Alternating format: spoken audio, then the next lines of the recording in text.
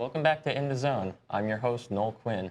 With the recap of the NFL draft, baseball in full swing, and the NBA Stanley Cup playoffs, and much more, there's a lot to talk about. In the Zone starts now.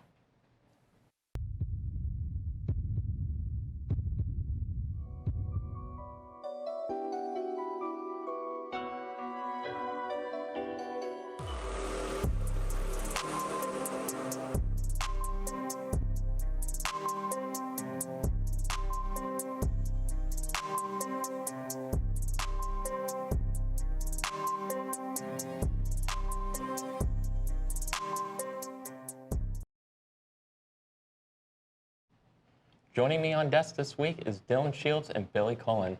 The NFL draft was this past weekend, and there were many surprises from the teams this year, even as early as the second pick, with the Jaguars trading up to Heisman winner Travis Hunter, and the late picks such as Shedeur Sanders to the Browns, 144th overall, to the New York Jets drafting the offensive tackle over tight end Tyler Warren.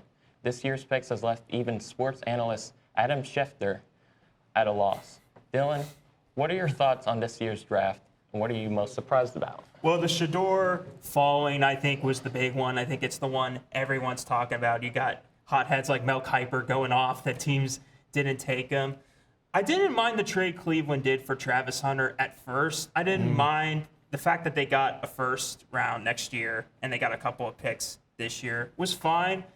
But why would you get Dylan Gabriel and Shedeur in the same QB route? That Browns quarterback depth chart is weird.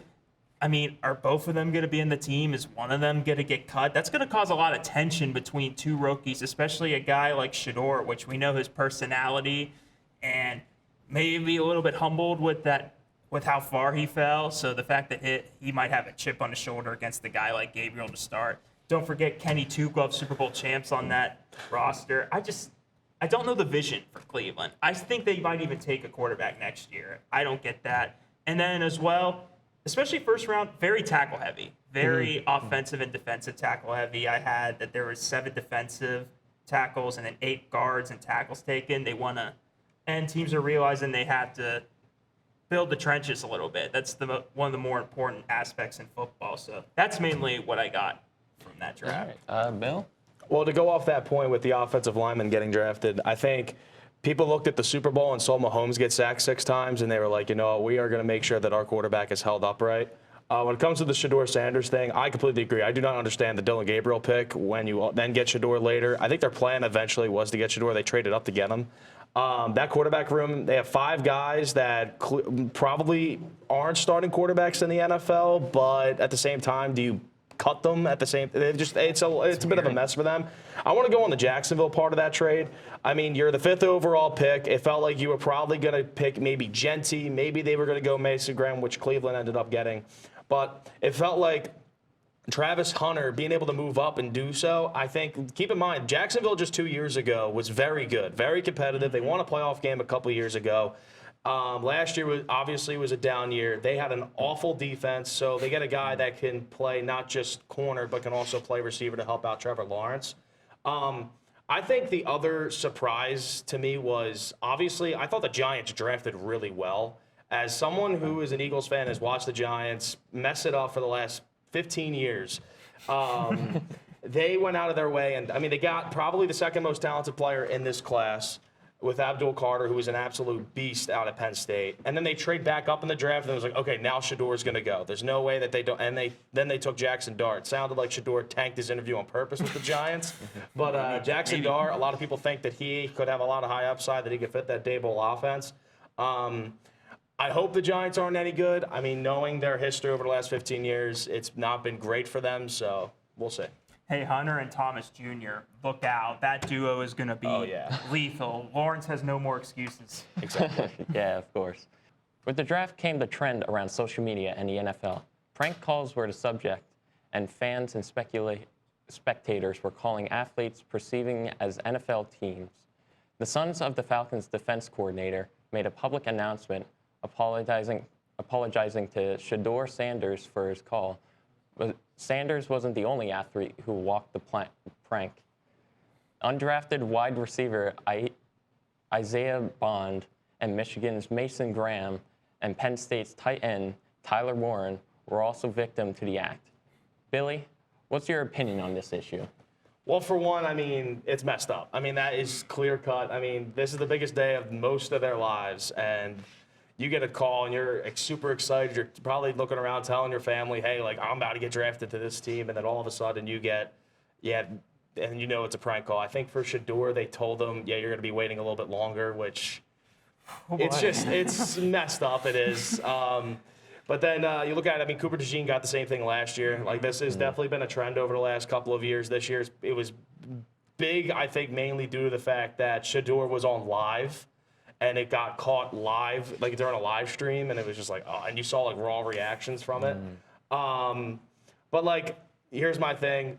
First off, that the Falcons defensive coordinator's son do it. I mean, the defensive coordinator had to apologize. I mean, he did no wrong. Like, the kid snuck in his office, took the phone, found the phone number, and then told his buddies back at school. I mean, I don't think it's the worst thing in the world, but I mean, to ruin a great night for these guys is definitely a shame. I gotta know how they got that number. How did that number honestly get leaked? That's so weird. And I appreciate you acknowledging DeJean as well as others. That also happened this year. Tyler Warren, another one of them falling victim to it. I mean, I shout out to my man Rich Eisen. I watch a show on. He gave an awesome solution for this, and that's just FaceTime the players. So when they answer the phone, they know it's an actual NFL owner and executive that's calling them, and not some teenager of a defensive coordinator's son trolling you. Like, until that is fixed, it's going to keep happening because it's our generation. It's that age. They want to do stupid stuff like that. Maybe from like an outsider's context, especially people mocking that fact, it's a little funny. But this is like a lifelong dream. The fact that players had to wait this long and then they got to receive stuff like that, even if maybe most of us are happy that Shedeur fell because of his personality overall, no one deserves that type of treatment. And I feel bad for the coordinator for taking the heat. Wasn't his fault. Son should be punished. Should ground him or something. Yeah. Give him something hard. Yeah, timeout for good. And I believe for Tyler Warren, for his situation, it was the Jets called, or the guy, whoever pranked him, it was the Jets, and he winds up going with the Colts. I think we can all agree that's probably worked out for the best for him. The Jets are not the most fond organization in the world, but we shall see. Yeah, of course. The first round of the NBA playoffs are on the cusp of ending with a 5-6 active matchups entering Game 5 with 3-1 lead. The OKC Thunder and the Cleveland Cavaliers swept their 8th seed opponent, and the Nuggets and Clippers are tied with 2 games apiece. There are many headlines within the first round, like Damian Lillard tearing his ACL 2 games after returning from his blood clot issue, as well as the tensions rising from the Warrior-Rockets series and the Knicks and the Pistons series. Dylan, there's a lot to break down. What do you make of the first round of headlines? In the zone, flying a drone, meat off the bone, Wolves in 5. That series stood out to me a lot, especially with Luka and the illness in, I believe, Game 3, and he struggled based off of that. He bounced back in Game 4, but the fact that J.J. Redick only played his starting 5 in the whole second half, I don't think that's ever been done before in playoff history. I think, first of all, why would you do that? But also it might expose the lack of depth the Lakers have and why it's going to kill them. He basically openly admitted they don't have enough to have a bench rotation in big-time playoff games. And Luka and LeBron played great, but you could tell they were tired. LeBron had like an uncharacteristic throw-in turnover at the end, and it led to the Wolves winning. I mean, Anthony Edwards is him. It's hard to stop him, but Lakers had a lot of chances to win some of these games. Yeah, I went full Shannon Sharp tribute there with Wolves in 5. And then the Knicks and Pistons series, kind of old school Eastern Conference, like physical, tough, refs letting a lot of things go. Obviously, the controversy of the no call was tough. I definitely think that was a foul, but with the refs letting so much go throughout that game and that series, it's not a lot you could do. The Pistons blew that lead. They were up with a minute left. So that's, I believe, the second time they've blown a game against the Knicks. So, yeah, you can't really fully blame the refs. But, yeah, these playoff series have been pretty wild. Besides the 1 and 8, the 1 seed dominating the 8 seed, the rest have been pretty good. Yeah. I mean, I want to touch on what you just said with the Pistons and Knicks. I mean, Pistons, you tie the series up in New York at MSG, and then you come home and you lost 2 games where you probably should have won. Honestly, you definitely had opportunities to win. The Lakers, again, series was tied, going to Minnesota, being able to steal one, being 2-2 back at home would have been nice. And then all of a sudden, they don't win. And they had the game won essentially in game 4. They were leading pretty much the entire time until the late fourth quarter. But again, Anthony Edwards in the playoffs is just different. But the series that I want to talk about is Denver and the Clippers. That series has been just amazing to watch. Denver has won 2 games by the skin of their teeth, overtime at home in game 1.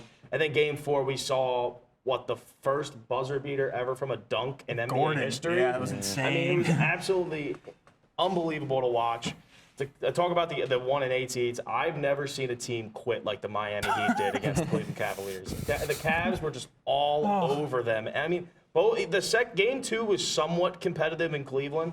Game 3 goes to Miami, and then they blew the doors off of them. Miami's like, we're not getting swept. We're not getting swept. We're going to force it back to Cleveland. That didn't work out. And they lost by 55. Like, that's not pretty. That's definitely not what you were looking for. Memphis had some opportunities to win both games at home against Oklahoma City. True. They weren't able to come through with any of those games either.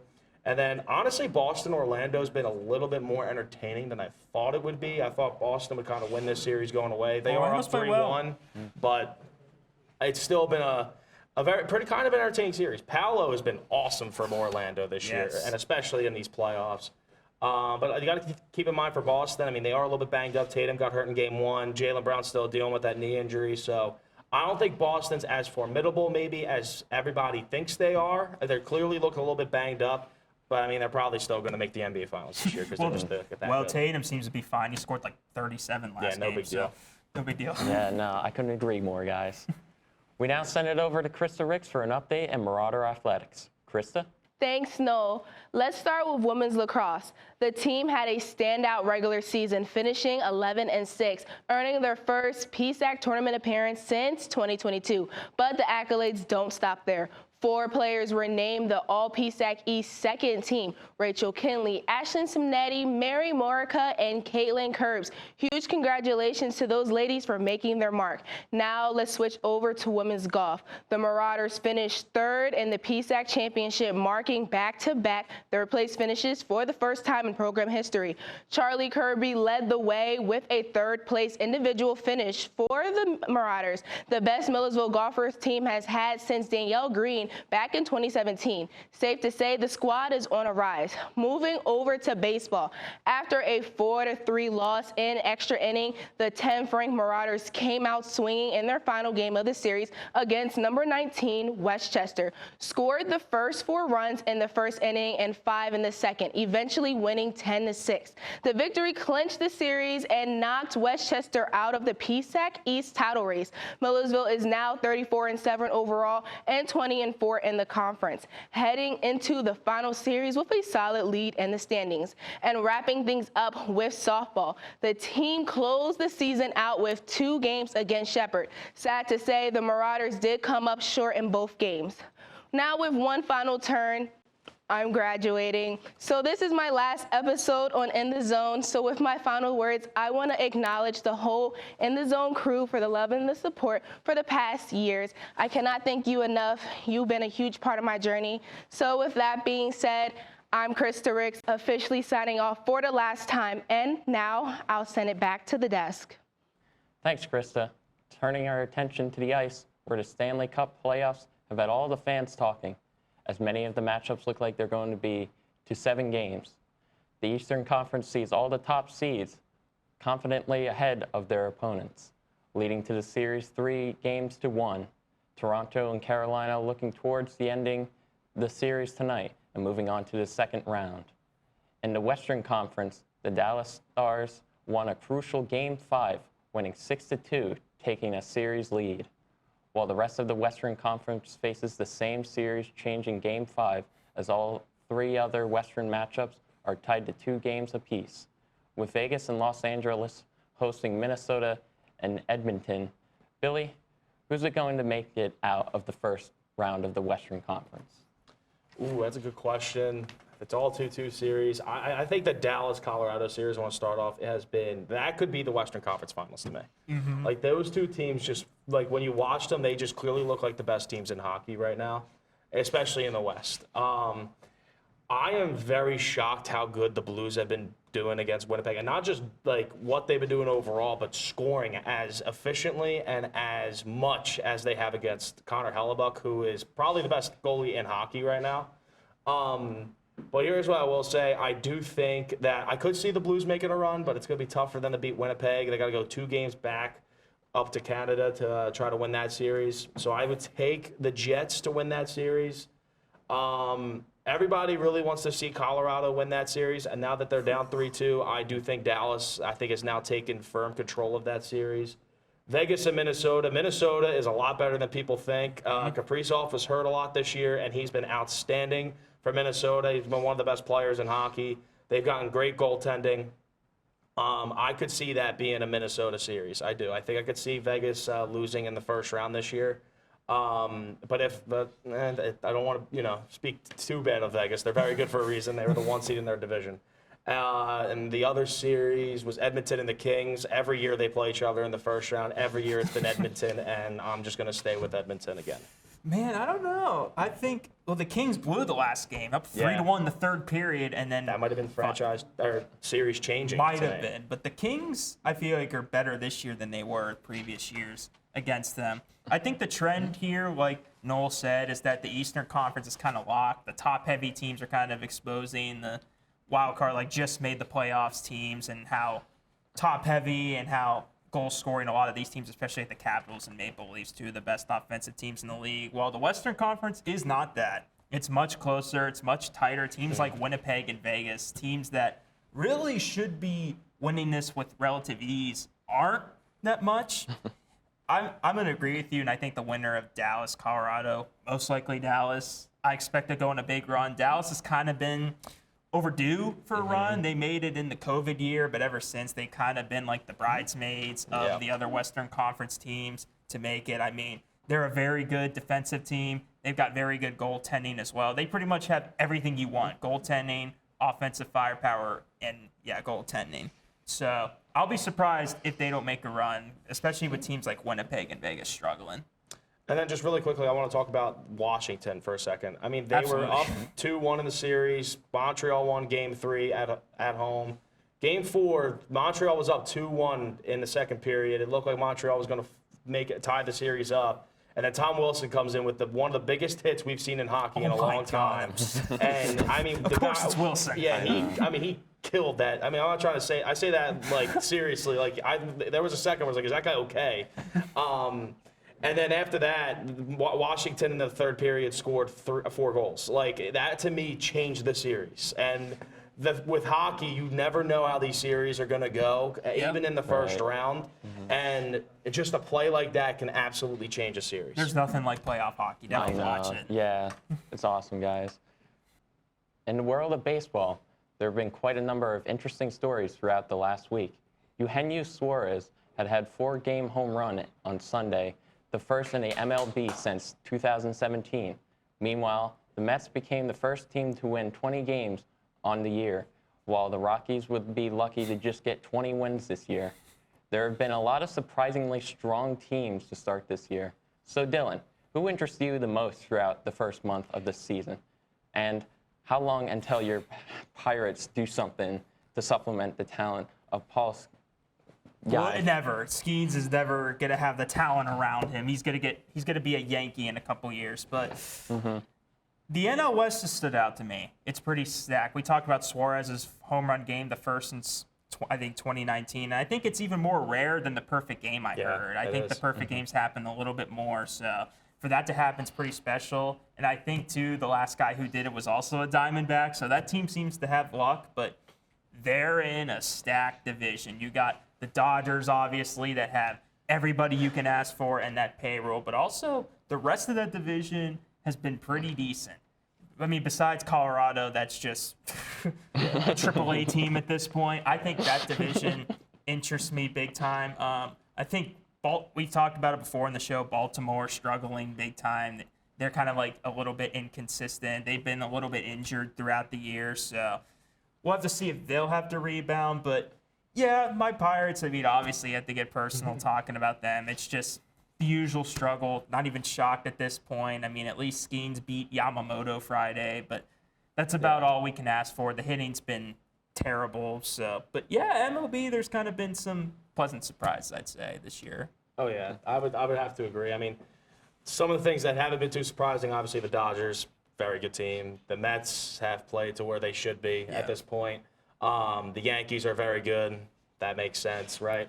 But some of the surprising, I mean, Detroit last year was a somewhat. I mean, they made the playoffs. They won the wild card against Houston, and then all of a sudden this year, I believe, are in sole control of that division. I mean, you look at some of their guys, you're like, coming into this year, you really didn't know who's really on the Tigers outside of Skubal, but their pitching staff has been one of, if not the best in baseball this year so far. Torkelson this year has been smacking the ball everywhere. He's been absolutely unbelievable, finally living up to that first overall pick. But then in that division that's been a little disappointing has been Kansas City, I would say. I mean, Bobby Witt's still playing great, but last year they were a playoff team. They won the wild card in Baltimore. Then they go over and play the Yankees. They made it a tough series, and then this year just hasn't started off as hot as they would have. How about Houston taking the dive that they have taken this year? Jose Altuve cannot play left field. He cannot play left field. He is, I mean, second base was probably the only position he could play, and left field does not suit him well. Losing Tucker this offseason, losing Bregman. Lost a lot of guys. They lost a lot of guys. I believe Verlander too. Like they just don't even look like half the team that they've been over this last decade of dominance. But I will say the Texas Rangers, they look good this year. They've been playing well this year. Last year was a down year after winning the World Series, and now all of a sudden, there's young guys who struggled last year that were great in the World Series run are coming back. Corey Seager, if he stays healthy, that team is going to be tough to beat in October. And then obviously in the National League, you covered the West well.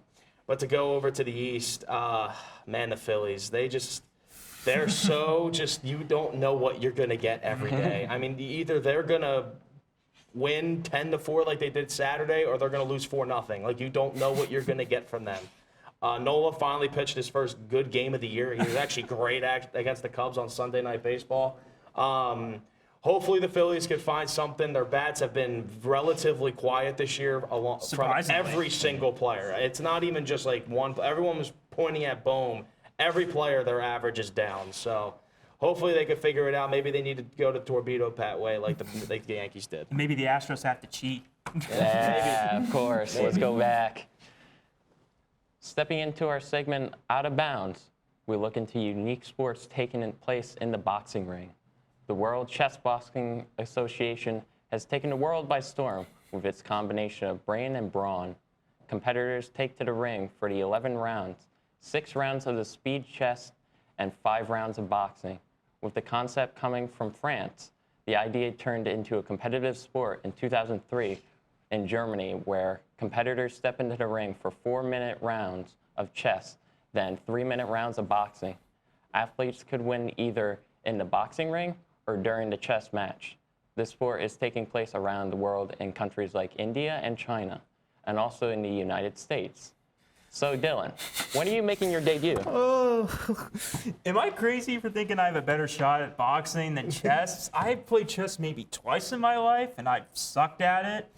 Checkers is way more my speed, so I low-key. And I'm honestly wondering, too, boxing, are they going to be like athletic or actual boxers? Are they going to be more like chess club type people that I got to go box up against? So, hey, maybe look out. If it's televised, maybe look for your television screens. Maybe I'll make an appearance. Just don't expect anything good out of me, especially the chess game.